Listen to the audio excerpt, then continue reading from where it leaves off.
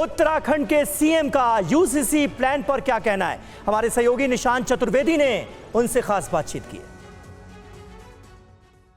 तो इस वक्त मुझे आपको बताने की जरूरत नहीं है कि मेरे साथ कौन खड़े हैं। उत्तराखंड के मुख्यमंत्री हैं जो कि बहुत व्यस्त हैं आज, और मुझे लगता है आने वाले समय बहुत व्यस्त रहेंगे क्योंकि फर्स्ट मूवर एडवांटेज इनके पास है यूसीसी को लेकर। लेकिन ये इनका घर है, बगल में कैंटोनमेंट है, बहुत टाइट सिक्योरिटी है, लेकिन उसके बीच में हम यहाँ पर चल रहे हैं। मुख्यमंत्री जी, सबसे पहले तो मुझे ये बताइए, क्या उत्तराखंड पहला राज्य होगा जहाँ यूसीसी लागू होगा?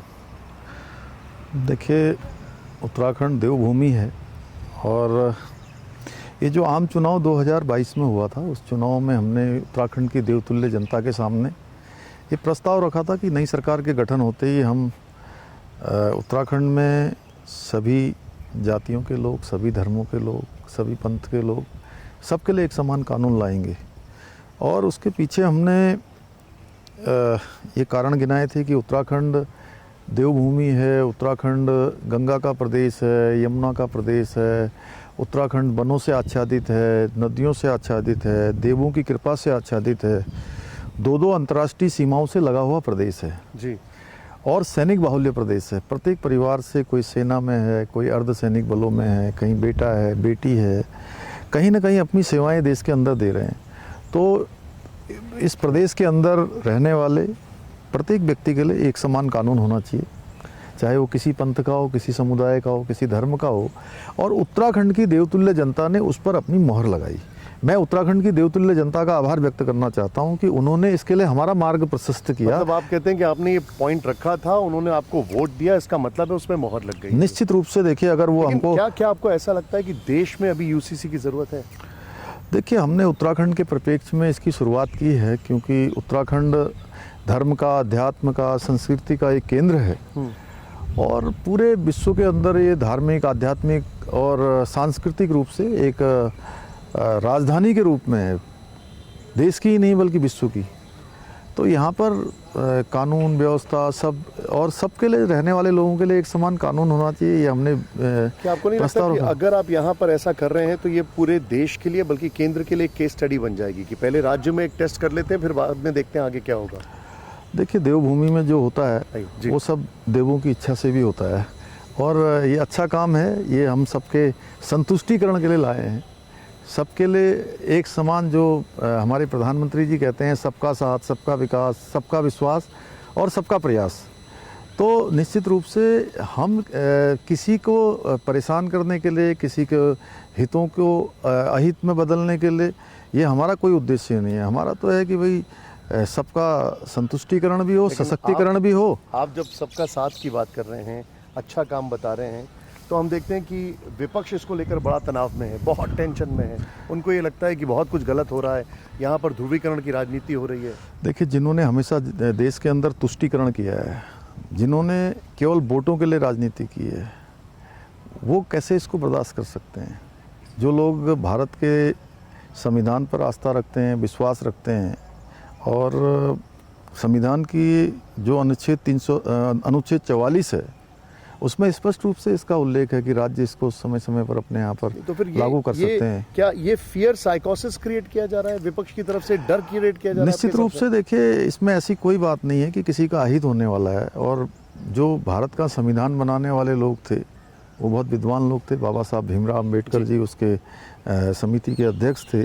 और अब भी जो हमने कमेटी बनाई है, वह भी कमेटी भी जो हमारी सेवानिवृत्त न्यायाधीश है रंजना प्रकाश देसाई जी, उनकी अध्यक्षता में बनी है और 2,35,000 लोगों ने अपने विचार दिए हैं इस कमेटी को। और अनेक संगठनों ने अपने विचार दिए हैं, सामाजिक संगठनों ने, धार्मिक संगठनों ने, स्टेक होल्डर्स ने, सबने अपनी अपनी बात रखी है। इसलिए किसी को संकित होने की बात नहीं। कुछ लोग, मुझे एक चीज़ समझ में नहीं आ रही है, जब आप लोग इसमें इतनी क्लैरिटी के साथ सबका साथ की इसमें बात कर रहे हैं, आप ये बोल रहे हैं कि इसमें सबका भला होगा, तो फिर विपक्ष ये क्यों दिखा रहा है कि ये एक ध्रुवीकरण की राजनीति है? 2024 से पहले एक तरीके से आप डिवाइड कर रहे हैं, पोलराइज कर रहे हैं। देखिए, विपक्ष जब देश के अंदर धारा 370 की बात होती थी तो हमेशा यही डर दिखाता था कि बहुत इसका विरोध होगा, बहुत इससे उत्पात मचेगा, बहुत लोगों के जो है हित अहित में बदलेंगे। लेकिन धारा 370 समाप्त हो गई। आज देखिए कश्मीर के अंदर अमन चैन शांति हो गई और देश के अंदर एक कानून लागू हो गया, देश का एक विधान, एक संविधान, एक निशान और एक प्रधान जो हम कहते थे होना चाहिए वो कश्मीर के अंदर हो गया। इसी प्रकार से समान नागरिक संहिता भी बहुत लंबे समय से लोगों की डिमांड रही है और मुझे खुशी है कि देवभूमि उत्तराखंड की देवतुल्य जनता ने उस काम को जो है सबसे पहले यहाँ शुरू करवाया है। ओवैसी जी भी इस पे बयान दे रहे हैं, वो भी कह रहे हैं कि डर क्रिएट हो रहा है यहाँ पर। देखिए जो लोग अपनी, जिनको लगता है कि सबके सशक्तिकरण के लिए और सबके आगे बढ़ाने के लिए कोई भी चीज़ आएगी, तो जो लोग छोटे उसकी राजनीति करते हैं, छोटे छोटे विभाजन करके लोगों को कहीं ना कहीं उकसाने का काम करते हैं, अपने पक्ष में करने का काम करते हैं, उनको लगता है कि ये बड़ा एक समग्र के लिए काम हो रहा है, इसलिए वो इस प्रकार की बातें कर रहे हैं। मुख्यमंत्री जी, एक सवाल बड़ा प्रैक्टिकल मैं पूछ रहा हूँ आपसे। मीम्स चल रहे हैं सोशल मीडिया पर, आपका भी मैंने देखा सोशल मीडिया काफ़ी एक्टिव रहता है।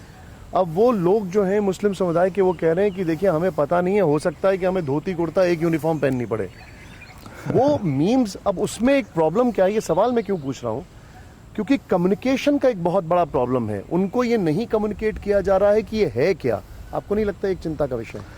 नहीं, ये ज़रूर है। देखिए ये कुछ दिनों की बात है, जब हमारा ये ड्राफ्ट कंप्लीट होकर आ जाएगा तो लोगों के भ्रम दूर हो जाएंगे। मैं इतना ही कहना चाहता हूँ कि जो लोगों में शंका पैदा की जा रही है या इस प्रकार की बातें, कैसे उनको बताया जाएगा, कम्युनिकेट कैसे किया जाएगा? ऐसा तो नहीं कि एक दिन जैसे डिसाइड कर लिया कि सब चेंज हो जाएगा। नहीं, ड्राफ्ट आ जाएगा और ड्राफ्ट आने के बाद स्वतः ही सबको मालूम पड़ जाएगा कि कहीं इस प्रकार की बातें नहीं है, ये केवल मनगढ़ंत बातें हैं। अच्छा, मुझे एक चीज़ बताइए, नए कानून में क्या क्या नए नियम होंगे? क्या कुछ अभी आपके ड्राफ्ट में कुछ ऐसा आपको? देखिए अभी ये कहना जल्दबाजी होगा, जब तक ड्राफ्ट नहीं मिलेगा। तो ड्राफ्ट आने के बाद, चूँकि ड्राफ्ट बनाने वाले लोग बहुत विद्वान लोग हैं और बड़े उन्होंने लाखों लाख लोगों से बात की है, सबके विचार लिए हैं, विधि विशेषज्ञों से भी, स्टेक होल्डर से भी बात की है, धार्मिक संगठनों के लोग भी, अलग अलग धार्मिक संगठनों के लोगों से भी बात की है, अलग अलग समुदाय के लोगों से बात की है, विभिन्न स्थानों पर कमेटी गई है, सबके विचार लिए हैं। लेकिन एक चीज़ है, जब हम लोग जैसे हम लोग सर्वे करते हैं, हम लोग सैंपल साइज का जिक्र करते हैं, आप लोगों का जब ये हुआ तो शायद 2.5 लाख के आसपास आप लोगों को लिखित में सुझाव मिले? हाँ, 2.5 लाख। तो आपको लगता है कि वो 2.5 लाख प्रॉपर रिप्रेजेंट कर पाएगा? नहीं, कमेटी ने बहुत काम किया है जी, 1 साल से ज़्यादा समय हो गया है और कमेटी बहुत स्थानों पर गई है। उनका ड्राफ्ट आएगा और उसके बाद जो है हम भी उसका आकलन करेंगे। एक चीज़ हमें क्योंकि देखिए आप इसमें फर्स्ट मूवर हैं, आप लोग जो कर रहे हैं वो वाकई में शायद पूरे देश के लिए एक एग्जाम्पल सेट होने वाला है। मैं आपसे ये जानना चाह रहा हूँ, जैसे बहु विवाह पर रोक, तलाक में पति पत्नी को समान अधिकार, विरासत में बेटे बेटी को समान अधिकार, क्या ये सारे बदलाव होते हुए देखेंगे आपको? निशान जी, ये चूंकि एक बार ड्राफ्ट आ जाएगा। अच्छा, ठीक है, मैं समझ गया। आप उसकी टेक्निकलिटीज उसी के बारे में बात करेंगे। ड्राफ्ट के आने के बाद जो है, और किसी को कोई संदेह नहीं होना चाहिए कि बहुत किसी के हितों पर कुठाराघात किया जाएगा। मैंने कहा कि सबके सशक्तिकरण के लिए लाया जा रहा है। सवाल खड़ा ये होता है कि अगर मैं उसी समुदाय की बात करता हूँ, मुस्लिम पर्सनल लॉ की बात करें, उनके अपने रूल्स हैं, ओवरऑल अलग रूल्स हैं, इन सबको ब्लेंड कैसे कर पाएंगे आप और सबको कैसे खुश रख पाएंगे? खासकर ये देखते हुए कि पिछले कुछ दिनों में थोड़े से आरोप लग रहे हैं आप लोगों के ऊपर, वो मैं उस पर बाद में आऊँगा। नहीं, देखिए एक बार ड्राफ्ट आएगा तो सब लोग संतुष्ट हो जाएंगे। अधिकांश लोग जो है उसको मान रहे हैं और उत्तराखंड के अंदर तो सभी लोगों ने इसका समर्थन किया है।